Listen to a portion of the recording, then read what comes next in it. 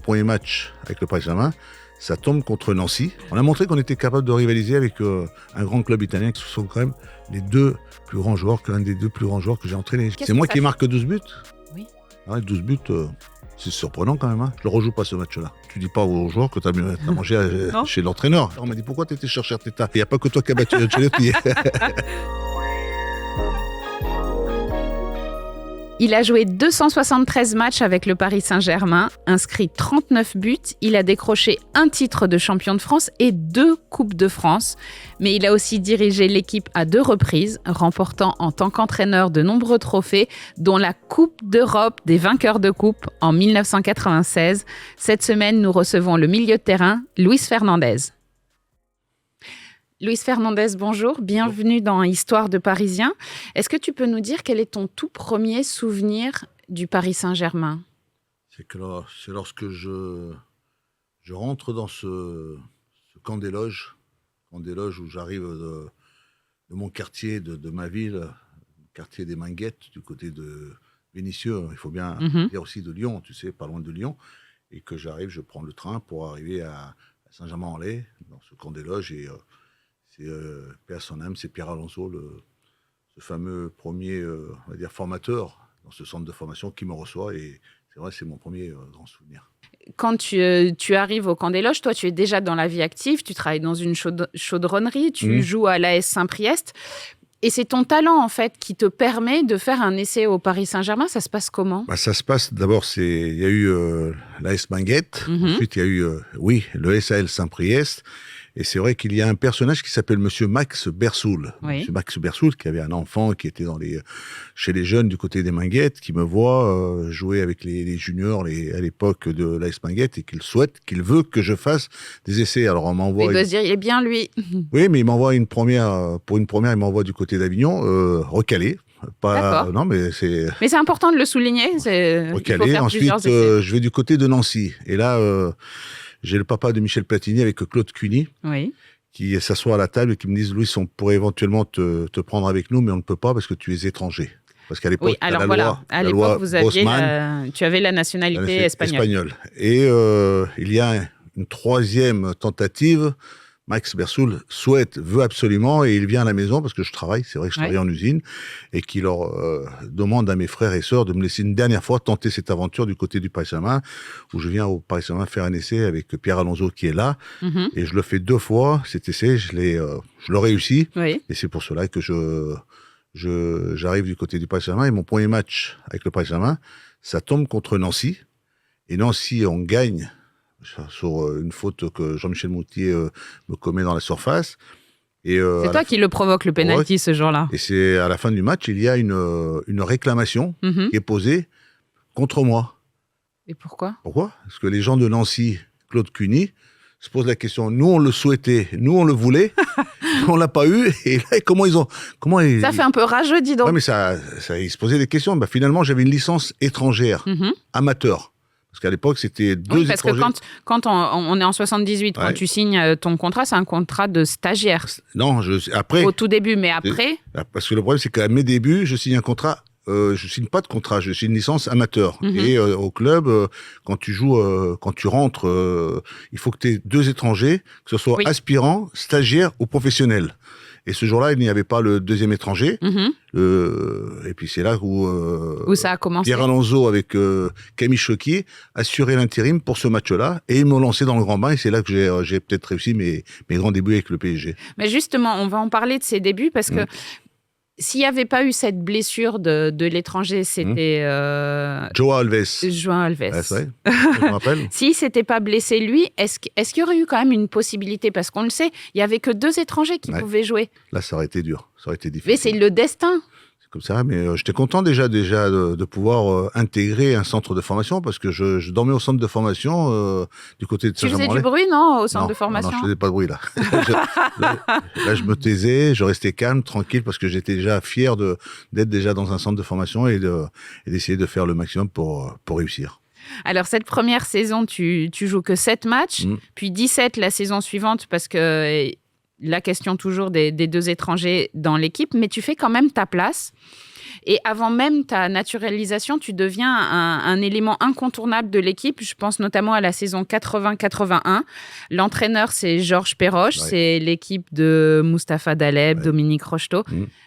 C'était ça faisait rêver le gamin de Minguette. Oui, parce que tu te retrouves tout simplement à côté de joueurs qui sont, à mes yeux, on va dire, impressionnants. Et te retrouver à côté de Dominique Rocheteau, Dominique Baratelli, Mustapha Daleb, et Dominique Battenet, avec un entraîneur comme Georges Perroche. C'est vrai que tu es dans une situation où tu te dois d'être le plus sérieux possible, le plus respectueux possible, d'écouter ce que l'on te dit, d'essayer de le faire pour le mieux, d'essayer de progresser, parce que j'ai toujours eu le sentiment en me disant cette chance-là, tu ne l'auras pas une autre fois. Alors c'est pour ça que reste calme, reste tranquille, et surtout essaie de le faire pour le mieux, parce que c'est vrai que pouvoir côtoyer ces joueurs-là, c'était vraiment quelque chose de magnifique pour moi, parce que j'oublierai pas non plus Jean-Marc Pilorget, aussi Thierry Morin, Justier. Voilà, c'était une génération que Pierre avait mis en place. Elle est comment dans les vestiaires? Elle est magnifique. Ah, moi, de toute façon, l'ambiance, moi, je me faisais tout petit. Je restais tranquille, calme. Et j'étais à l'écoute des conseils ou des... Ça rigolait beaucoup, c'était très sérieux. Non, mais à l'époque, tu sais, les médias, tout le monde rentrait dans les vestiaires, tout le monde partageait. Je me rappellerai aussi de voir des supporters venir au camp des loges et venir voir les entraînements. C'est merveilleux de pouvoir échanger, de pouvoir communiquer, de pouvoir partager. Et puis moi, je me retrouve à côté d'eux. Je les regardais comme ça. Je me disais, Louis, là, profite et ne loupe certainement pas cette opportunité que tu as aujourd'hui. Vous finissez cette saison-là à la 5e place. Comment ça se passe sportivement à l'époque pour toi? Tu sais, je suis dans cette période où tu ne cesses de prendre une certaine place, où tu essaies de gagner ta place, de rester le plus sérieux. Tu sais, à une époque, j'avais des amis qui joueurs, on va aller en boîte ce soir. Je dis non, je vais dans mon lit, je vais me reposer. Parce que c'est hyper important la récupération, parce que tu peux pas savoir j'avais une telle énergie, j'avais une telle volonté, une telle envie. Alors des fois, j'étais en train de me surpasser parce que je voulais à tout prix réussir. Et pour réussir, il fallait faire le travail le plus sérieusement possible et d'être le plus sérieux possible. Alors, pour la saison 81-82, ça y est, tu es installé dans l'équipe. Tu vas remporter ton premier trophée avec le Paris Saint-Germain. Nous sommes le 15 mai 1982, finale de la Coupe de France contre le Saint-Étienne de Michel Platini. Tu te souviens parfaitement de ce match? Ah oui, si je m'en souviens, je m'en souviens comme si c'était hier, parce que encore ce débordement. Scénario incroyable. Tu sais que j'ai failli mettre la main sur le deuxième but, l'égalisation de Alors, on rappelle 1-1 à la fin du temps réglementaire, puis Platini marque encore, c'est son deuxième but. Et là, Dominique Rocheteau égalise à la fin de la prolongation. Parce que c'est sur un débordement de Surjacq, sur le côté droit, qui centre. Je suis sur le passage. Je pense mettre la main, je baisse ma main, et Dominique est derrière et qui met une reprise de volée qui égalise. Je dis, franchement, t'as pas mis la main. Et là, non, mais c'est vrai que ce soir-là, ça a été un grand soir que je ne suis pas prêt d'oublier. C'est le premier titre du Paris Saint-Germain. Quand tu gagnes face à Saint-Étienne, le Saint-Étienne de Michel Platini, qui nous dira adieu, qui partira ensuite pour la Juventus de Turin. On le retrouvera sur le chemin. Ouais, mais gagner ce premier titre avec cette génération-là, ces jours-là, c'était quelque chose avec Francis Borrelli. En plus, s'imposer au tir au but pour une finale comme ça, il y a tout le scénario, quoi. Je l'ai encore mis mon penalty ce soir-là. Je me suis préparé à de futurs penalty importants. Mais là, c'était vraiment une belle soirée pour le Paris Saint-Germain, parce qu'il faut aussi se souvenir, c'est que le terrain a été envahi. Il y a eu envahissement. Mais j'ai aimé. Tu sais pourquoi? Parce que c'était de la joie. Mais entre les supporters de part et d'autre, il n'y a pas eu de violence. Non, au contraire, ils étaient heureux, ils étaient contents, puis on n'avait pas encore gagné. C'est qu'on venait d'égaliser. Parce qu'il y avait encore les prolongations et les tirs au but. Mais j'ai trouvé ça, cette démarche, je dis, regarde, c'est fantastique. Même les supporters, ils rentrent pour nous embrasser quand on a égalisé. C'est magnifique, c'est beau. Gagner cette coupe, ça signifie que tu joues l'Europe. La saison 82-83, c'est la Coupe des Coupes. Raconte-nous ce que ça représente. Waterskei. On se fait éliminer par Waterskei. Alors, je suis contente que tu le prononces toi, je ne l'aurais pas fait moi. Mais... Waterskei. Et en plus, j'ai marqué sur le match aller, mais bon, c'était une aventure. Et c'est chouette, l'Europe. Ah oui. Non, mais c'est entrer dans une compétition européenne, on y rentre, on est content, on est vraiment... c'est magnifique. En plus, au Parc des Princes, bon, c'est vrai que démarrer... c'est, tu sais, tous mes amis, toute la famille j'imagine. du côté de Lyon, pour eux, c'était une fierté. Ils étaient heureux, et pour moi encore plus. Et c'est pour ça que le Paris Saint-Germain qui démarre dans une compétition européenne, c'était à faire. Donc les Belges de Waterskei vous éliminent en quart de finale, malgré le 2-0 à l'aller. Est-ce que c'est une grosse déception? Est-ce que c'est ta première grosse déception? Non, c'est pas une déception. C'est on a commencé, maintenant on a envie de continuer. Ah bah oui, on a envie d'y ça donne revenir. envie. Non, mais ça donne envie de revenir. Voilà, c'est-à-dire qu'on a déjà franchi un palier, on a été chercher une Coupe de France, on a envie de continuer. Un groupe qui vit bien, il y a une bonne ambiance, tu sais, autour de ce groupe et autour de cet entraîneur que Georges Perroche, et avec un président qu'on avait personnellement aussi, à Francis Borrelli, qu'on ne peut pas oublier, qu'on ne peut pas effacer. Voilà, c'est un personnage quand il t'embrasse sur la pelouse. Voilà, et c'est du Francis Borrelli. Vous finissez 3e du championnat et vous remportez une nouvelle Coupe de France cette année-là avec une nouvelle finale. Cette fois, c'est face à Nantes. Nantes. Et c'est vrai que ce soir-là, il y a un joueur aussi en face de nous qui s'appelle José Touré, qui nous gratifie d'un geste sublime, merveilleux. Parce qu'on disait qu'à l'époque, on n'était pas capable de les réaliser. Bah si, monsieur José Touré l'a fait, on l'appelait le Brésilien. Et bien vrai, c'est que dans ce match-là, on a été mené 2-1. Et que Nantes a eu la balle de 3-1. Ils n'ont pas su la concrétiser. Ensuite, on a du Suzik et puis du Toko qui ont marqué et nous ont donné l'avantage pour gagner cette deuxième finale. De suite, on s'est dit, on est meilleur en Coupe de France que dans le championnat. Mais justement, on a l'impression qu'il y a quelque chose entre le Paris Saint-Germain et les coupes, et notamment la Coupe de France. Ça vient de cette époque-là. On dit de nous qu'on est une équipe de coupe. Parce que quand tu gagnes 2 Coupes de France, oui, forcément, à la suite, c'est-à-dire que ce groupe-là avait envie de réaliser de belles choses dans cette compétition, mais c'était déjà gagner encore un titre supplémentaire. Mais bon, c'est magnifique. C'est magnifique. Ça donne au club, ça lui donne une force supplémentaire, tu vois, d'évoluer, de grandir, de progresser. Et justement, vous sentez la progression, vous sentez qu'il se passe quelque chose? Ah oui, là on le sent. On commence même à sentir que les tribunes commencent à se remplir. Ah, mais voilà, on y vient à ce rapport avec le Parc des Princes. Parc des Princes. Et ça commence à se remplir, on commence à sentir qu'il y a de la ferveur, il y a le public qui répond de plus en plus, ils sentent qu'il y a une équipe parce que tu sais, dans l'histoire du football, dans ces époques-là, il y a quand même les grands clubs italiens, les grands clubs allemands, les grands clubs espagnols, ils sont là, ils sont à nos côtés, mais c'est vrai que... Mais le Paris Saint-Germain est tout jeune en plus. Oui, mais en France, dans cette époque, parce que quand tu me parlais tout à l'heure de Battenet et de Rocheteau, j'ai eu l'occasion de jouer à leur côté, quand je sais qu'en 86, ils ont joué une finale de Coupe d'Europe. Et je me souviendrai toujours. Et je me dis, tiens, tu joues avec des garçons qui ont joué déjà une finale de Coupe d'Europe, avec les fameux poteaux carrés. Ah oui, les deux Saint-Étienne. C'est pour ça que tu avais du Saint-Étienne, tu avais du Bordeaux. C'était les clubs à l'époque sur lesquels on les regardait jouer, en les voyant jouer. On avait envie, tu vois, ils nous donnaient l'envie aussi d'aller chercher aussi des titres. Plus haut, c'est ça. Et justement, toujours plus haut, c'est un retour en Coupe des Coupes pour la saison 83-84. Mais cette saison-là, elle est un peu plus agitée. Georges Perroche, il part, puis il revient. Georges Perroche, c'est quelqu'un qui a beaucoup compté dans ta carrière? Il fait partie de ces personnages, ces entraîneurs, que quand tu es jeune, quand tu démarres, il y a eu Pierre Alonso et puis Camille Choquier, et puis il y a eu aussi Vazovic, que je me trompe pas, Vazovic, un entraîneur qui était aussi un entraîneur qui, j'ai le souvenir de lui quand il est passé par l'Ajax, où il a joué. Ça aussi, c'est un grand nom. C'est grand nom. Puis quand Georges prend l'équipe après Vazovic, il a cette tendance à mettre tout le monde vraiment dans les meilleures conditions pour réussir. Et puis Georges Perroche aussi fait partie de ces entraîneurs qui m'ont donné cette confiance pour que je puisse m'exprimer, que je puisse jouer aussi. Cette année-là, vous finissez 4e en championnat et vous vous inclinez en Coupe d'Europe contre la Juventus de Michel Platini, encore lui, en 8e de finale. Et c'est passé à ça. Pas loin. 2-2 à l'aller et 0-0 au match retour. C'est pas lui qui égalise au match aller? C'est Michel Platini. Il voulait se venger de cette fameuse finale de Coupe de France. Il y a réussi. Et c'est vrai que marquant les buts à l'extérieur, en faisant 0-0 au retour, ce sont eux qui passent. Mais bon, déjà, on a tenu tête à...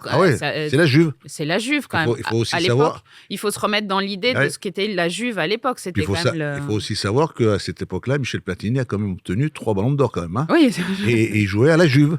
Il était sur le terrain. Voilà, mais on a montré qu'on était capable de rivaliser avec un grand club italien qui était la Juventus de Turin dans cette époque-là aussi. Et puis, il se passe quelque chose à l'été 1984. Alors, c'est pas avec le maillot du Paris Saint-Germain, mais c'est avec le maillot de l'équipe de France. Ah oui. Vous êtes champion d'Europe. Est-ce que c'est la cerise sur le gâteau par rapport au club ? Ça te marque, parce que quand tu as une opportunité, une possibilité d'intégrer, et j'étais triste en 82, tu sais, quand cette équipe de France se fait éliminer au pénalty face à l'Allemagne, j'étais à 100 km du lieu, j'étais à Séville, c'était à Séville, mais j'étais à 100 km à Tarifa où je suis né, et quand je les ai vus se faire éliminer ce soir-là, c'était vraiment, c'était injuste. Pour ça au fond de toi, tu t'es dit, je vais les vaincre. Non, pas ça, c'est que déjà quand tu as en 82 Michel Hidalgo en Hollande, à Rotterdam, pour jouer contre la Hollande, c'était ma première sélection. Quand tu intègres cette génération, la génération de Michel Platini, les Tigana, les Giresse, Bossis, Battiston, Batz, Rocheteau, Lacombe, tout ça, t'es fier, je suis content parce que j'ai obtenu ma nationalité française. La France, c'est mon pays, parce que je le dis, je le dirai toujours. J'ai eu la chance de venir avec mes frères et mes sœurs dans ce pays. On a été reçus et on a grandi dans ce pays qui est la France. Et devenir joueur de l'équipe de France et rentrer pour cette compétition qui est le championnat d'Europe en 84, je peux dire que merci à tous ces supporters français, en commençant par Paris, en commençant par ensuite en enchaînant à Nantes, on enchaîne aussi à Saint-Étienne, et on va à Marseille, et on finit à Paris. Je leur dirai jamais autant un grand merci, parce qu'ils ont été vraiment, là, de cette ambiance, je m'en rappellerai toujours, ça m'a marqué. Alors, vous arrivez pour la saison 84-85 auréolé de ce titre de champion d'Europe avec l'équipe de France. Est-ce que ça change quelque chose dans le vestiaire ? Quand on rentre dans le vestiaire, les gars, moi, je suis champion d'Europe. Pour moi ? Oui. Non, Et pour eux, peut-être que le regard est différent. Non, mais c'est un titre, c'est quelque chose de merveilleux, c'est fantastique d'avoir pu réaliser ce que j'ai eu l'occasion de réaliser avec cette équipe de France. Après, tu restes, pour continuer, il faut rester humble, il faut rester simple. Ce sont mes deux adjoints, l'humilité et la simplicité. Ils sont à mes côtés toujours, parce que je pense que c'est hyper important, parce que ce n'est pas d'arriver dans un vestiaire à te prendre pour... Non, surtout que... Il en fallait beaucoup de l'humilité, parce que cette année-là, tu es élu meilleur joueur français. Champion avec le Paris Saint-Germain. Oui, on va y arriver. Mais c'est c'est la consécration. Le gamin de Vénissieux, il est sur le toit du monde. Tu n'as pas envie que ça se termine là. Ah bah, j'imagine. Tu as envie d'aller encore plus loin, encore d'aller, tu sais, pour rendre heureux, pour remercier aussi les staffs qui t'ont fait grandir, les supporters qui sont là. Tu n'as toujours qu'une seule envie, c'est d'être au top, au maximum de toi-même, pour leur faire encore plaisir. Donc la saison, elle est plus compliquée au Paris Saint-Germain. Georges Perroche part en cours de saison. Vous finissez 13e. Vous êtes éliminé au deuxième tour en Coupe de l'UEFA par Vidéoton.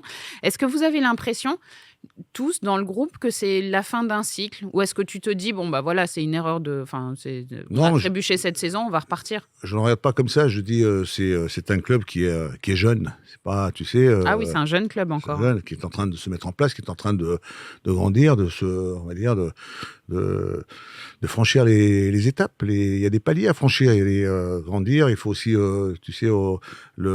créer une certaine formation aussi. La formation, il faut la regarder. Et puis, les joueurs, tu sais, à une époque, venir à Paris, c'était un tremplin. Tu sais, tu viens à Paris parce que ça brille, parce que ça commence à briller, ça commence à se montrer, puis hop, et après tu pouvais éventuellement repartir vers d'autres grands clubs. Et quand tu es à Paris, alors il y a des étapes avec et des étapes sans, mais il fallait les accepter. Alors c'est vrai qu'il y a eu des changements. Mais il y a quand même, cette année-là, il y a ce symbole de la finale de la Coupe de France qui est perdue contre Monaco. On a l'impression qu'il va falloir réenclencher sur autre chose. Déjà, c'était la 3e d'affilée quand même, Oui, bien sûr. Non, c'est vrai. C'est vrai que c'était Monaco. Mais bon, on était tous, j'imagine, jamais 203. Jamais 203, oui. Mais on pas cette fois. Bien sûr, on n'a pas... Mais tu sais, le club commence à prendre... on va dire, une certaine importance, commence à être regardé, à être observé. Et quand on joue contre le Paris Saint-Germain, on sentait les adversaires, je les sentais de plus en plus motivés pour nous battre. Hein, tu sais, venir à Paris, ils avaient envie de se montrer, ils avaient envie qu'on parle d'eux, toi. C'est important. Pour la saison 85-86, donc changement d'entraîneur, c'est Gérard Houllier qui arrive au Paris Saint-Germain. Vous allez connaître votre saison la plus prolifique en termes de buts, 12 buts en 45 matchs. Raconte-nous ce changement. C'est moi qui marque 12 buts ? Oui. 12 buts, C'est surprenant quand même. Hein. Je jouais pas avant-centre, moi. Et pourtant, c'est bien 12 buts en 45 matchs. Ça, il faut lui dire d'abord, paix à son âme aussi, à Gérard Rouillet. Merci à lui. Parce qu'il a su créer un groupe aussi. Il a su mettre une certaine ambiance, un état d'esprit. Et Gérard fait partie aussi de ces entraîneurs avec lesquels j'ai aussi, je l'ai retrouvé en équipe de France quand il était adjoint de Michel Platini. Mais Gérard, quand il arrive au Paris Saint-Germain, il arrive de Lens, où il a quand même réussi quelque chose. Quand il arrive au Paris Saint-Germain, il a envie d'apporter aussi sa patte. Et sa patte, c'est au travers des discussions, des échanges qu'on peut avoir avec lui quand il commence à nous positionner. Et puis les séances d'entraînement, c'était un plaisir, c'était un régal. Et on sentait que tout le groupe, tu sais, il y a une adhésion. Oui. Et tout le monde. Et puis il me donne le brassard de capitaine. Et quand tu te donnes le brassard, tu te dois d'être exemplaire. Tu te dois d'être. Ça représentait beaucoup pour toi, le brassard. Tu t'imagines d'où je viens, te retrouver capitaine. Et pour moi, c'était magnifique parce que le brassard, je me devais d'être vis-à-vis d'un groupe, d'être à la hauteur et d'être le relais avec l'entraîneur, tu vois, et puis d'être le plus juste possible, de faire passer les messages.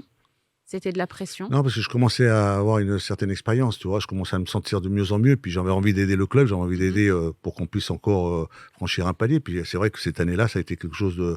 On est resté, je crois, pendant X temps invaincu. Oui. Mais j'aimerais bien, c'est que ce match, il y a un fameux match qui a été arrêté à 5 minutes de la fin, quand on mène au score, c'était à Lille. Et le match à rejouer, je ne l'ai pas rejoué. Pour moi, alors, on va faire un appel à la Ligue. Parce que là, non, mais je ne sais pas si on t'en a parlé, parce qu'on fait vraiment, pendant 20-25 matchs, on reste invaincu, on est en train de partir sur un record. Puis on va à Lille, et puis à Lille, à 2 ou 3 minutes de la fin, il y a un but qui nous est refusé, un but on mène au score, où ils mettent un but, et puis le match est arrêté. J'ai dit, attends, on gagne le match. Et pourquoi il s'est passé quoi? Ils ont trouvé que il y a eu une panne, ou je sais pas, il faudrait peut-être y revenir, peut-être de revoir cela. Mais c'est vrai que ce jour-là, on était remontés. Et quand on m'a dit il faut aller rejouer le match, j'ai dit non, moi je n'irai pas. Moi j'ai gagné le match à Lille, on l'a gagné à Lille. Je le rejoue pas ce match-là. Et je l'ai pas rejoué. Je suis resté à la maison. Justement, tu es capitaine, ça se passe hyper bien, et tu es le chouchou du parc. Non, chouchou non. Nous sommes tous des chouchous parce que. Il y avait quand même. Il y avait quand même un petit truc pour Luis Fernandez. Non, mais le chouchou, c'est d'être un capitaine et de tirer le groupe vers le haut, d'être, tu vois, donner un exemple sur le terrain et tout le monde le donnait, parce que j'avais un groupe, tu sais, à mes côtés.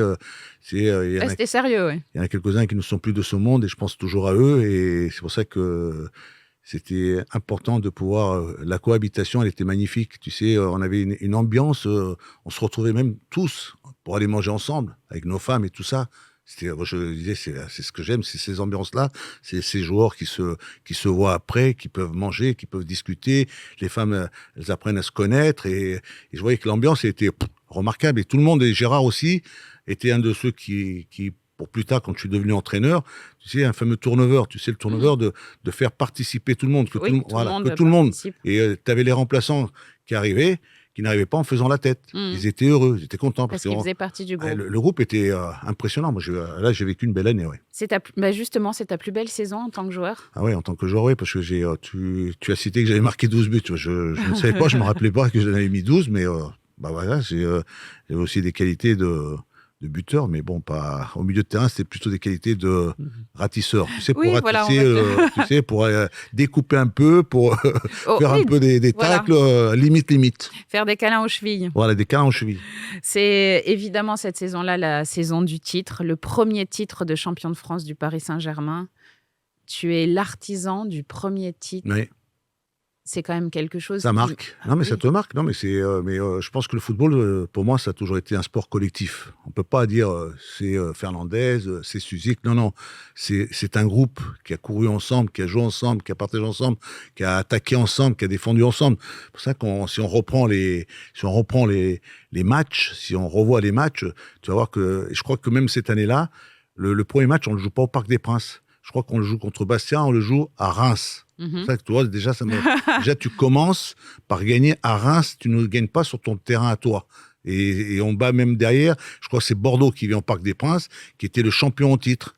Et je crois qu'on les bat aussi. C'est le Bordeaux de Giresse, Vous de sentez tout de Triana. suite dans l'équipe. Ah ouais, non, mais c'est pour ça que quand tu réussis une telle année, il faut se dire, voilà, c'est le groupe qui a bien démarré, qui a bien commencé. Et puis voilà, quand on dit que c'est ma plus belle année en tant que joueur parisien, oui, c'est une de mes plus belles années avec le PSG, ça c'est sûr. Et vous partez à la fin de la saison. Ouais. Tu pars à la fin de la saison. Faut que je raconte l'histoire ou pas?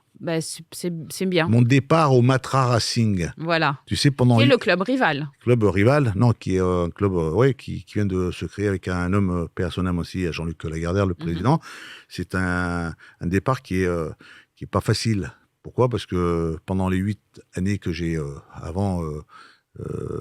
précédant mon départ, j'ai quand même jamais réclamé quoi que ce soit. Tu sais, j'ai toujours joué pour porter ce maillot avec dignité, en étant d'essayer d'être le plus professionnel. Et c'est vrai qu'à ce moment-là, on me dit, tu vas être le joueur le plus payé du championnat. J'ai dit, ah bon? Moi, le joueur qui pendant 8 ans, j'ai pratiquement... Mais le problème, c'est que j'étais prêt à rester. Il y a eu les gens ne le savent pas. C'est pas que je suis parti de bon cœur. C'est que j'avais j'avais le Barça, j'avais des propositions autres. Mais c'était Paris. Je voulais pas quitter la ville de Paris. C'est pour ça que Paris, pour moi, c'était un impact assez important. Alors après, c'est le Matra. Alors, le Matra, peut-être comme une petite erreur, c'était de venir jouer au Parc des Princes. Ils auraient peut-être mieux fait de rester du côté de Colombes.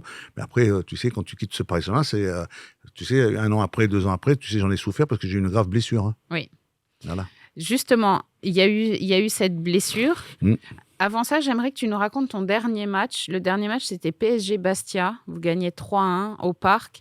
Tu sais à ce moment-là que tu pars? Je sais que oui, toujours. Ouais. Je sais que je vais partir. C'est dur. Ouais. Comment ça se passe, toi, quand tu dois te dire au revoir aux supporters? J'étais quelqu'un, tu sais, où j'ai... Alors, tu es quelqu'un d'entier, ça c'est sûr. On va dire, je suis quelqu'un, je vis à fond ce que je fais. À fond. Après, c'est vrai que j'étais triste, très triste, parce que quand tu as connu un début, tu connais pendant les 8 saisons ce que tu as vécu avec des partenaires, des coéquipiers, tu te dis, tu vas les quitter, mais ça fait mal au cœur. Et puis quitter le Parc. Quitter le Parc, j'ai une certaine sensibilité, j'ai quand même, quelque part, c'est dur pour moi, c'est très dur, parce que les gens, oui, mais t'es parti pour... Non, c'est pas ça, parce que j'aurais pu faire beaucoup mieux, j'aurais pu partir ailleurs. J'avais un grand club qui était... Mais je voulais pas, je voulais rester sur Paris. Après, il y a eu l'arrivée de Jean-Luc Lagardère, qui voulait absolument réussir, et puis après, ça s'est peut-être mal goupillé, mais c'est vrai que c'est dur de quitter le Paris Saint-Germain. Vous croyez que vous le quittez comme ça, le Paris Saint-Germain, quand tu l'as porté? Il vous quitte jamais, le Paris Saint-Germain? Non, il ne me quittera jamais, le Paris Saint-Germain. Il restera toujours dans mon cœur. Il y a 2 clubs que j'aime beaucoup, c'est le Paris Saint-Germain en number 1 et en number 2, c'est l'Ice Can. Parce que l'Ice Can aussi fait partie de ces clubs auxquels je leur dois quelque chose aussi. Mais le Paris Saint-Germain, c'est le number 1. C'est le club où tu grandis, où tu réussis, où tu franchis les étapes. Tu deviens un joueur dans un championnat de France et tu réussis à même intégrer l'équipe de France. La génération de Michel Platini, la génération de Michel Hidalgo aussi, cet homme aussi entraîneur en équipe de France, qui aussi m'a beaucoup aidé, m'a beaucoup apporté, mais quand tu arrives à ce stade-là, tu ne peux pas les effacer, c'est comme ça, c'est important tout ça. Tu aurais pu revenir au Paris Saint-Germain en 1989 pour jouer? Après oui, avec un certain Ivic, comment il s'appelait? Ivic. Vous savez qu'en sortant du camp des loges, moi, je veux savoir qu'est-ce qui s'est passé. Je ne savais pas, j'ai trouvé ça en faisant des recherches. Tu aurais pu revenir au Paris Saint-Germain. J'ai même fait les entraînements avec Ivic. D'accord. Mais tu sais, je revenais d'une grave blessure. Voilà. Je faisais même le professeur Vidwood, qui a été l'homme qui m'a pas soigné, opéré, qui m'a sauvé, qui était même l'homme qui est passé devant les médias pour leur dire aux médias, parce qu'il y a un secret professionnel, quand tu as un problème médical, je lui ai donné l'autorisation qu'il puisse s'exprimer pour leur dire, Luis pourra rejouer, Luis va revenir. Après, il faut qu'il fasse tous les efforts pour la rééducation, tout ce qui s'impose. Ça met du temps, ouais. Et quand je fais l'essai au Paris Saint-Germain, c'est Ivic. Et Ivic me dit non, je te reprends pas, tu vois. Et après, en sortant du camp des loges, j'ai failli avoir un accident. Parce que j'avais tellement la tête à l'envers. Ah j'imagine. Mais c'est vrai, après, je les ai retrouvés en jouant avec l'Ice Can, je les ai retrouvés à Coubertin. Oui. Et je leur ai bien dit, ne bougez pas, restez tranquille aujourd'hui. J'ai dit à Ivic, tu ne sors pas de ton banc. Reste à l'intérieur. On a gagné. Et moi, je me rappellerai toujours que y avait dans le bus, il y avait Francis Borrelli et Charles Tallard. Et il me disait, on aurait mieux fait de te garder avec nous, toi. J'y vais demander lui à l'entraîneur. Mais bon, après, c'est un choix de l'entraîneur, il faut l'accepter, c'est tout. Mais après, voilà, c'est vrai que j'aurais bien aimé y revenir, ça c'est sûr. On va faire un grand bond en avant dans ta carrière, puisque c'est en tant qu'entraîneur qu'on va te retrouver. Tu n'as pas fait de pause. Tu étais quasiment entraîneur-joueur à l'AS Cannes en 93. Tu deviens donc l'entraîneur. Ouais, mais il faut que tu saches quel est le personnage qui me met entraîneur du côté de l'AS Cannes. Il faut que tu nous le dises. C'est celui que j'avais au Paris Saint-Germain. C'est Francis Borrelli. Francis Borrelli, je le retrouve à l'AS Cannes, qui était aux commandes de l'AS Cannes, parce que le premier président que j'ai eu à l'AS Cannes, et lui aussi, c'est vraiment, il est encore là, et c'est quelqu'un que j'admire énormément, c'est Alain Pedretti. À cette époque-là, Alain, il vient me chercher avec Bruno Bellone pour que je revienne à l'AS Cannes, et c'était un Jean Fernandez, je répète bien Jean Fernandez, qui récupère un Fernandez. Et ces personnages-là m'ont redonné l'envie de rejouer, de redevenir même international avec Michel Platini et Gérard Rouillet, qui étaient pour finir ma carrière internationale en 92. Et là, quand tu me parles de la suite, c'est vrai que c'est Francis Borrelli qui, à un moment donné... prend l'équipe. Non, est-ce que tu te sens capable? Je dis oui, je me sens capable. Et c'est là où je reprends la Cannes avec, j'appelle tout de suite Pierre Alonso pour qu'il vienne être mon second, mon formateur. Et c'est beau d'ailleurs, ça. Bah oui.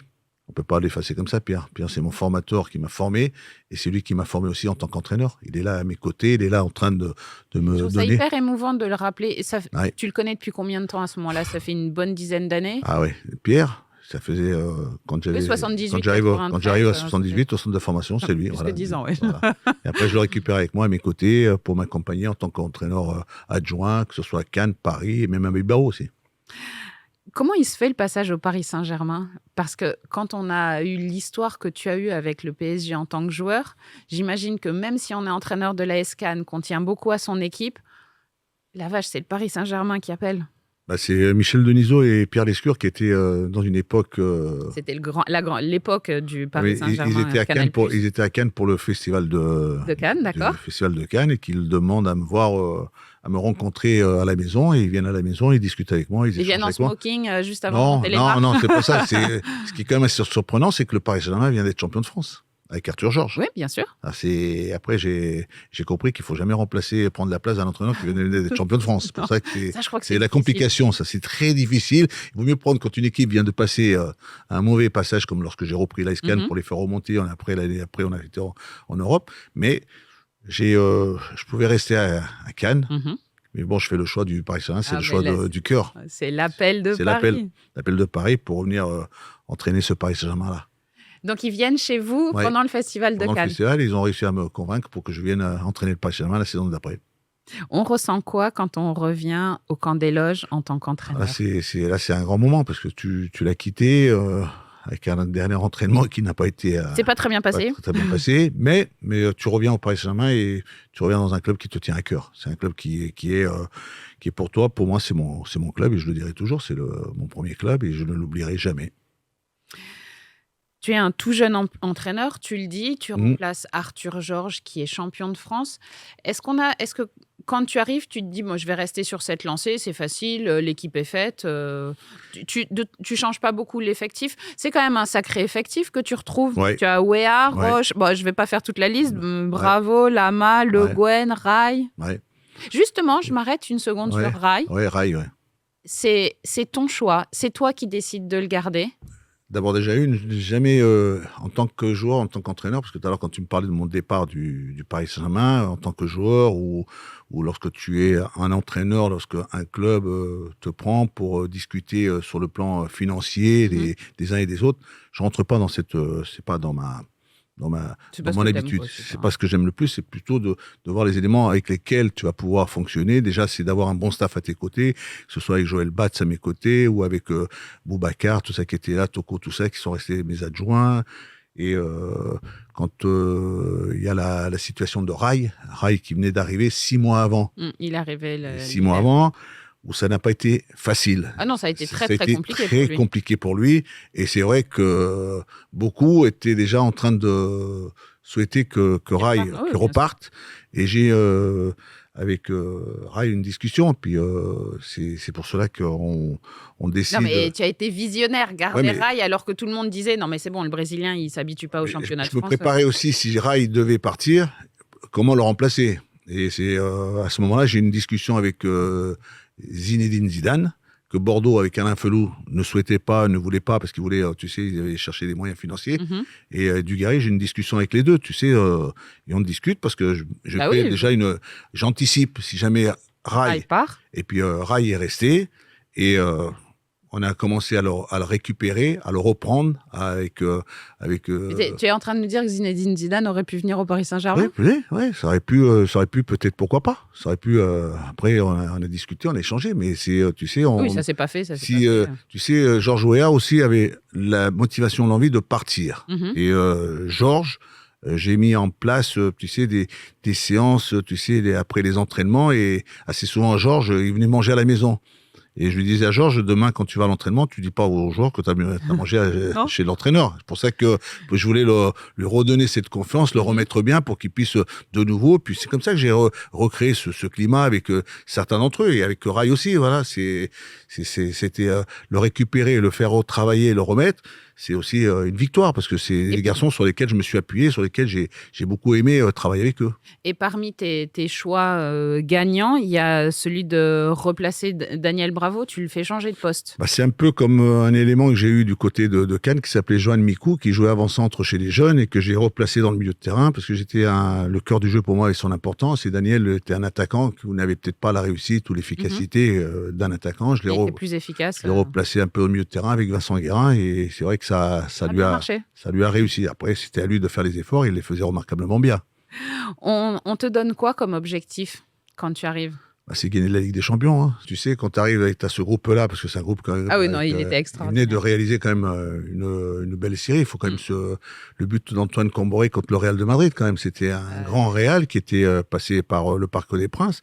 Ensuite, tu as une équipe qui était avec une certaine expérience, de la maturité, qui était capable de réaliser de belles choses. Et ils l'ont quand même fait. Puis c'est avec Arthur Georges, ils ont fait une demi-finale contre Arsenal. Et en prenant cette équipe, on arrive à aller jusqu'à jouer une demi-finale contre le Milan AC.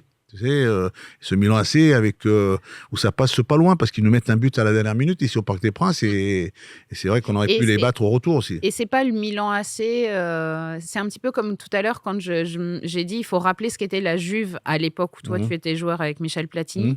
Là, c'est le grand Milan AC, c'est l'immense Milan AC. C'était et vous avez rivalisé avec eux ? Oui, on commençait à prendre de cette dimension, mais ça, c'est le travail de l'entraîneur qui était Arthur Georges, qui a quand même peut-être aussi intégré, mis en place un groupe avec une force mentale, force pour rivaliser avec des adversaires. Hein, parce que Arthur Georges, je l'ai eu comme entraîneur au Matra, hein, et en voyant le personnage, en le connaissant, je peux te dire, c'était impressionnant au niveau des séances d'entraînement avec M. Arthur Georges. Hein. Toi, tu découvres l'Europe depuis le banc. Oui. Tu la connaissais en tant que joueur. La Ligue des Champions, c'est comment sur le banc ? C'est pas la même chose, c'est une pression différente. Je suis surexcité. Ça se voyait un petit peu sur les images, si je peux me permettre. Ouais, c'était un peu bouillonnant. Tu sais, après, c'est de réussir au quotidien. Les séances, le travail des séances d'entraînement, c'est avec ça que tu progresses. Il n'y a rien de différent avec l'Europe dans ta préparation ? Non, tu sais, quand tu es entraîneur, tu as envie de gagner tous les matchs. Tu as envie de gagner tout. Tu as envie de faire que les joueurs puissent prendre du plaisir, que les joueurs puissent être heureux, contents. Tu sais, ce sont mes souvenirs avec des entraîneurs comme je te dis. Tout à l'heure, je te parlais de Gérard Rouillet, avec Georges Perros, et Michel Hidalgo aussi, avec l'équipe de France. Entraîneur, c'est celui qui arrive à réaliser, à faire en sorte que tout le monde adhère à un projet de jeu, que tout le monde puisse jouer ensemble, que tout le monde puisse faire les efforts, et puis que moi, j'étais aussi un fanatique du turnover. Le turnover, pour moi, ça a une importance, parce que tu permets à un groupe de vivre bien, d'être bien, de se regarder. Il n'y a pas de titulaire, tout le monde est titulaire, tout le monde a envie de jouer. C'est pour ça, et moi, c'est comme ça, c'était après les séances d'entraînement, que ce soit plus un travail technique, on faisait pas mal de petites oppositions, de jeux avec des appuis. Je voulais jamais le ballon en l'air, je jouais toujours le ballon au sol. Et assez souvent, je disais, parce que moi, mon entraîneur, celui qui m'a toujours, un de ces entraîneurs qui m'a fasciné, c'était Johan Cruyff avec le Barça. C'était l'homme, quand je voyais son Barça jouer, avec ses techniques de passe, l'homme qui a instauré que le numéro 6, c'est pour ça que plus tard on m'a dit pourquoi tu étais chercher Arteta, parce que Arteta c'était un peu ce numéro 6 comme Johan Cruyff avec Pep Guardiola, ce milieu devant la défense qui techniquement remplaçait un peu le numéro 10 parce qu'il fallait arriver à tout. Tu vois, tu es dans ton évolution, tu regardes un peu ces entraîneurs travailler, tu les vois jouer, tu vois leur animation de jeu, leur composition, tu essaies d'identifier ton jeu. Quand j'ai éliminé le Barça, j'étais triste parce que je me suis mis à courir devant le banc de touche du Barça. J'ai dit, Louis, t'aurais pas dû faire ça parce que c'était Johan Cruyff, quoi. Mais avec Johan Cruyff, tu t'es beaucoup inspiré de lui. C'est pour ça que quand tu me demandes ce que j'ai fait, j'ai essayé de mettre ça en place et puis pour essayer que ça marche bien. Est-ce que tu es satisfait de cette première saison en tant qu'entraîneur? Vous finissez 3e. Vous remportez la Coupe de la Ligue face à Bastia et la Coupe de France face à Strasbourg. C'est pas mal, non? C'est pas mal. C'est la première Coupe de la Ligue. On fait quand même quelque chose. C'est pas mal. J'ai bien aimé cette première saison. À l'intersaison, le mercato s'active. Donc, il y a le départ de Weah, de Ricardo, de Valdo, de David Ginola. Tu changes le visage de l'équipe. C'était quoi ton ambition en changeant ce visage?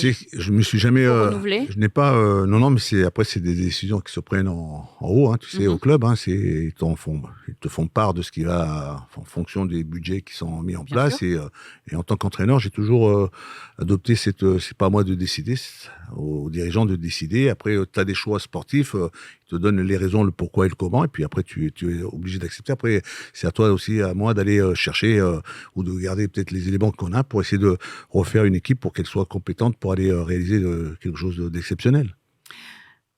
Vous disputez avec le Paris Saint-Germain la Coupe des Coupes grâce à la victoire en Coupe de France. Avant d'arriver à la fin de cette épopée européenne, qu'est-ce que c'est le match qui t'a le plus marqué cette saison-là en Europe?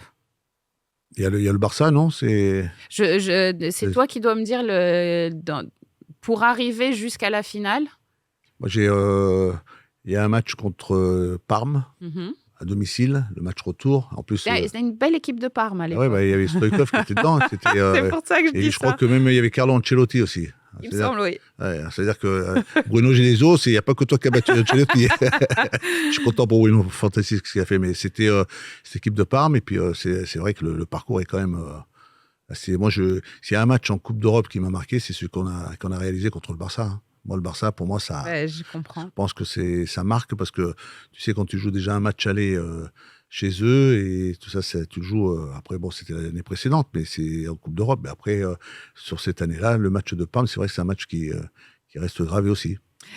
Comment est-ce que tu réussis à maintenir sous pression tous les joueurs? Parce que la Coupe d'Europe, quelque part, il n'y a pas besoin de motiver les joueurs quand ils avancent en Coupe d'Europe. Mais le championnat et les autres compétitions, le championnat, tu sais qu'on a quand même, dans cette année-là, on a un championnat où on mène à la trêve, on a 10 points d'avance. Oui. Et je me dis, tout le monde est content, tout le monde est heureux, tout le monde fait... on se dirige tout droit vers un titre de champion de France. Puis finalement, il y a quelque chose qui se passe où c'est peut-être des discussions en interne qui ont été menées avec certains de ces joueurs. Certains ont été prolongés, d'autres n'ont pas été prolongés. Bon, je suis pas rentré sur ce terrain-là. Et il se passe que la deuxième partie, elle est un peu désagréable à vivre parce qu'on était avec 10 points d'avance, on se fait rattraper par Monsieur Giroud avec l'AGA Auxerre et qui nous passe devant et qui deviennent champions au dernier moment. C'est pour ça fait mal au cœur, ça. Tu vois, ça c'est dur à vivre, tu vois. Et après, tu as une préparation et c'est vrai que 6 mois avant la fin de mon contrat, on avait une réunion avec Pierre Lescure et Michel Denisot, avec lequel on avait décidé qu'on verrait ça à la fin de la saison. Et c'est vrai qu'après la demi-finale de la Coupe d'Europe, quand on joue au Parc des Princes, c'est contre le Deportivo de La Corogne, avec Jean Tochac, entraîneur, le Super Déport, qu'on a aussi éliminé. Avec, je lui annonce à la fin du match que je ne serai plus l'entraîneur du Paris Saint-Germain la saison d'après. Et j'ai anticipé parce que je l'avais mal. J'avais mal au cœur de voir que pendant une saison, une première partie, as 10 points d'avance et que dans la deuxième partie, alors j'ai dit, il y a quelque chose en interne qui s'est passé, il y a quelque chose avec certains. Donc il faut que je m'en aille. Il faut que tu sais, et puis je préfère mieux anticiper. Parce que si tu anticipes pas, après, tu sais, parce qu'on t'a mis une certaine pression. Et puis, et c'est là où j'ai pris cette décision-là d'arriver à la fin, de quitter après la finale de la Coupe d'Europe. Alors justement, cette finale, raconte-nous cette finale. Qu'est-ce que ça fait de préparer une finale de Coupe d'Europe quand on sait que c'est le Paris Saint-Germain qui n'a pas encore remporté la moindre... Et en plus, tu joues contre le Rapide de Vienne. Tu sais, alors ça veut dire que déjà d'entrée, on t'annonce c'est un match facile. C'est un match tu vas le gagner sans souffrir. Je dis non, il n'y a pas de match que tu gagnes sans souffrance. Et on le voit au travers des performances européennes, qu'il n'y a pas de match facile à jouer parce que tu as un adversaire qui te vient, un adversaire méconnu peut-être, et c'est un adversaire qui va te poser tous les problèmes. Et puis en plus, dans cette finale, on perd Rai assez rapidement, qui se blesse. Je remets Deli Valdez. Bon, il y avait cette défense à 3 avec des joueurs sur les côtés comme Colter ou Laurent Fournier, Vincent et Daniel, Bernard dans les buts, et puis devant avec Rai, avec Loco et Yuri, se blesse Rai, on fait rentrer Deli Valdez, voilà. Et puis il y a ce fameux coup franc tiré par Bruno Ngotti qui met une belle frappe de loin, parce que Yuri voulait le tirer, je lui dis non, tu tires pas, c'est Bruno de loin qui disait non, laisse le père Bruno Ngotti qui avait une sacrée force, une sacrée frappe. Non, mais c'est pour ça que après le groupe, ils étaient là, ils ont répondu présent, ils se sont défendus et puis gagner cette Coupe d'Europe. Tu réalises un rêve. Ah oui, gagner une Coupe d'Europe, ça marque les esprits pour tout le monde, hein, pour le club, pour les supporters, pour les joueurs, pour tout le monde. Je crois tu as l'impression que ça a changé l'image qu'on pouvait avoir de toi. Tu es le premier entraîneur français à avoir remporté une Coupe d'Europe. Avec mes qualités et mes défauts. Je l'ai fait, je l'ai réalisé, mais tu n'es pas seul. Tu as un staff quand même. Bien c'est sûr. pour ça que le staff à mes côtés a aussi son importance. Tout à fait. Les joueurs sur le terrain, oui, mais c'est important. On ne dit pas, l'entraîneur a le choix de faire une composition d'équipe, un système de jeu, une animation de jeu en fonction d'un adversaire et de mettre tes éléments. C'est toi qui les choisis, c'est toi qui les mets, c'est toi qui tu fais ton équipe. Et comme ça, après, mais après, tu as aussi les garçons qui sont sur le terrain. Et c'est vrai que sur le match-là, on a répondu présent, même si on a été un peu titillé, mais on a quand même été au bout, on a quand même gagné cette finale. Et puis, c'est la joie, c'était merveilleux à vivre. C'est vrai que... Et puis, Paris Saint-Germain a gagné une Coupe d'Europe. Oui, voilà. On l'a gagné. Une qu'ils ont après ensuite effacée. Il n'y a plus la Coupe des Coupes maintenant. Voilà, plus personne ne la gagnera. Plus personne ne pourra aller la chercher. Celle-ci, en tout cas, on peut pas l'enlever au Paris Saint-Germain. Est-ce que au soir de la finale, quand vous êtes en train de célébrer, il n'y a pas un moment où tu te dis je resterai bien quand même au Paris Saint-Germain? Non, la décision a été prise. Une fois qu'une décision est prise, tu fais... Pas de regret. Pas de regret. C'est pour ça qu'après, j'ai eu l'occasion encore de rebondir, de repartir dans un Pays Basque qui est l'Athletic de Bilbao. Et j'ai encore fait de bonnes choses avec Pierre Alonso là-bas. Alors, c'est pas ta dernière aventure au Paris Saint-Germain à ce moment-là, puisque tu reviens... On est en décembre 2000 et tu remplaces Philippe Bergerot qui vient d'être remercié. Comment tu l'imaginais quand tu te dis je reviens au Paris Saint-Germain, on va revivre ce que j'ai vécu la dernière fois? Non, tu reviens parce que c'est peut-être une situation qui n'est pas des meilleures. C'est une situation qui est un peu délicate, un peu difficile. Beaucoup de respect pour Philippe Bergerot, c'est un entraîneur et puis avec ses qualités et ses défauts. Et puis il est peut-être pas tombé dans la bonne période, une période un peu délicate, un peu difficile. Tu essaies de faire une analyse, tu essaies de voir un peu ce qui s'est passé et d'essayer d'en tirer les conséquences. Ça, toi, j'ai pas bien saisi. Et c'est pour ça que j'ai essayé de trouver les solutions pour la deuxième partie, ce qui a été en somme, on a essayé d'éviter le pire. Oui, puis le PSG termine 9e. Toi, tu l'as pris, il était, je crois, à la 12e position. C'était une expérience difficile où c'est dur. C'est dur parce que quand tu regardes un peu le passé, même sous l'époque Arthur Georges ou sous mon époque, tu voyais un peu la composition, tu voyais le groupe qu'il a composé, c'était assez fort, c'était assez intéressant à pouvoir avoir cette qualité. Là, il faut refaire, il faut retravailler, il faut retrouver des joueurs et les remettre dans les bonnes dispositions, bonnes conditions pour réussir. Hein. Donc, vous finissez 2e, et comme vous gagnez la Coupe de l'Intertoto, vous participez à la Coupe de l'UEFA lors de la saison 2001-2002. Tu retrouves la Coupe d'Europe. Et à cette intersaison, le PSG dépense beaucoup. Tu changes beaucoup le visage du club, de l'équipe. Ouais. Qu'est-ce que toi, tu avais comme ambition à ce moment-là? Tu sais, j'essaie d'éviter de te tromper quand tu vas chercher des Ça, joueurs. c'est pas facile, ouais. Pas facile. Et en plus, ils arrivent dans une situation où la situation n'est pas des meilleures. Ah oui, en plus, ils n'arrivent pas au club à la meilleure période. C'est pour ça que c'était un peu un objectif à atteindre et qu'on essaie de le faire pour le mieux. Vous finissez 4e cette saison-là, vous êtes éliminé en 16e de finale par les Glasgow Rangers. Est-ce que tu es déçu de ces résultats de cette saison-là? On est un peu déçus parce que mais on sent qu'il y a un certain renouveau qui se remet en place. Il y a quelque chose qui repart. Il y a on va dire une motivation qui est de nouveau retrouvée. On sent des joueurs qui sont avec l'envie de refaire parler d'eux. Il y en a certains avec qui c'était compliqué. Je pense à Nico Anelka, je pense à Ronaldinho. Ouais. C'était quand même des périodes où c'était pas tout rose dans le club. Il y avait le cas de Nicolas, c'est quand un joueur est parti jeune du côté d'Arsenal et qu'ensuite il est parti au Real de Madrid et où ça ne s'est pas suffisamment assez bien passé. Il revient au Paris Saint-Germain, tu le récupères et c'est vrai qu'après... C'est un joueur abîmé que tu récupères. C'est un garçon que j'ai lancé dans le grand bain aussi. J'ai le souvenir quand même de l'avoir fait ses premiers pas et puis quand tu le détectes, quand tu le vois, tu te dis ce garçon-là, il a toutes les qualités pour réussir. Oui. Après, il a été peut-être pris le mauvais chemin, mais après il a rectifié, il a repris le bon et il est reparti. Puis après, l'arrivée de Ronaldinho, c'est un garçon, quand on le voit arriver la première saison avec nous, il est magistral, il est merveilleux, il est fantastique, il est beau à voir jouer, il a toutes les qualités. Et c'est vrai, quand on le regardait aux entraînements pendant une saison et dans les matchs, on était content. On sentait, tiens, on a reçu, on va dire, un génie qui va nous faire qui va nous apporter le plus. Et puis, c'est vrai que la première saison, après la saison, il finit la saison, il va faire la Coupe du Monde. Et quand il fait la Coupe du Monde, il la gagne avec les 3 R, avec Ronaldo, Rivaldo. Et quand il revient, maintenant, à ce moment-là, on se dit, tiens, il va nous apporter, il va nous donner, on va pouvoir s'appuyer sur lui, faire les différences. C'est plus la même personne quand il revient. Non, c'est plus pareil. Parce que tout ce qui était autour de lui, son entourage, est parti. Ils l'ont laissé un peu tout seul.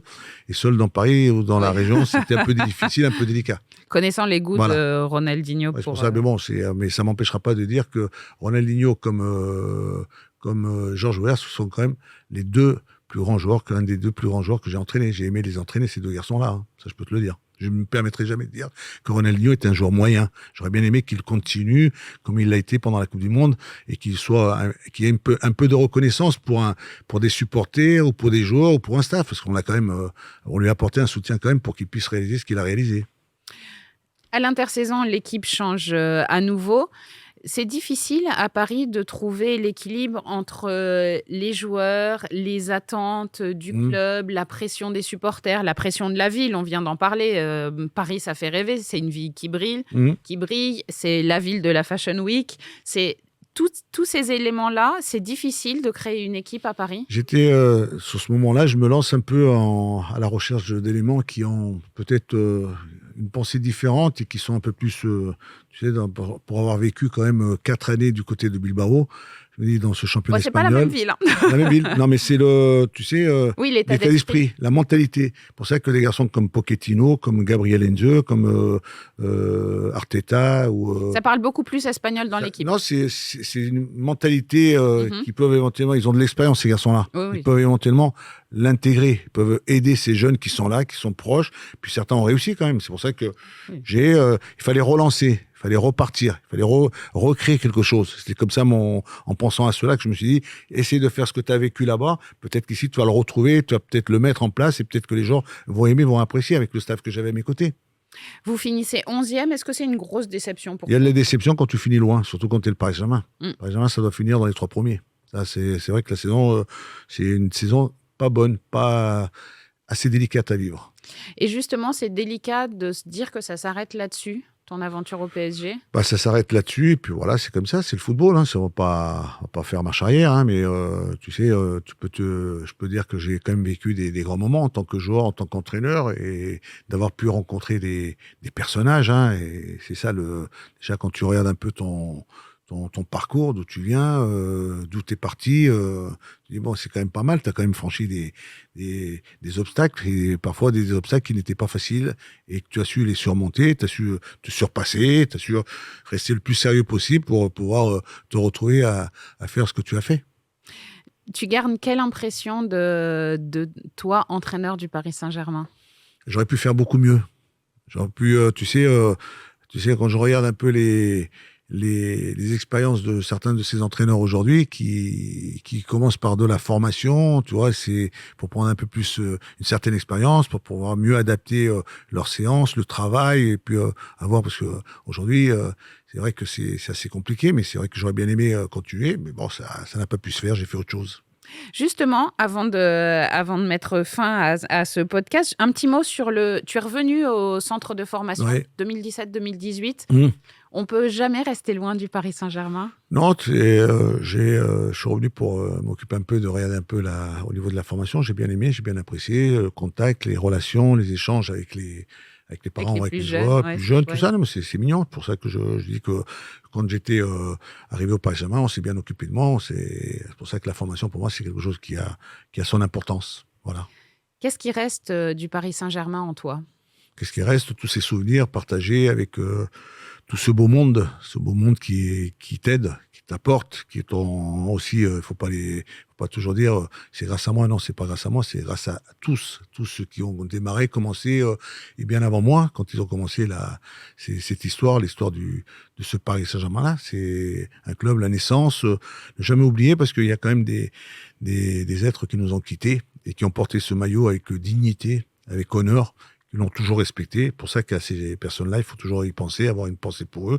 Et moi, je serais content de me dire que ce Paris Saint-Germain, c'est un club qui compte énormément pour moi. C'est le numéro 1 qui est dans mon cœur, c'est tout. Ça se sait. Voilà, c'est comme ça. Et tu sais que tu as compté pour le Paris Saint-Germain? Et que j'ai compté pour eux. Oui, bah, de toute façon, tout le monde a compté. Ceux qui ont participé à vos aventures ont compté pour le Paris Saint-Germain, qui ont porté le maillot avec une volonté infime de réussir, de faire de belles choses avec. Merci beaucoup, Luis Fernandez. Merci beaucoup à toi aussi. Merci.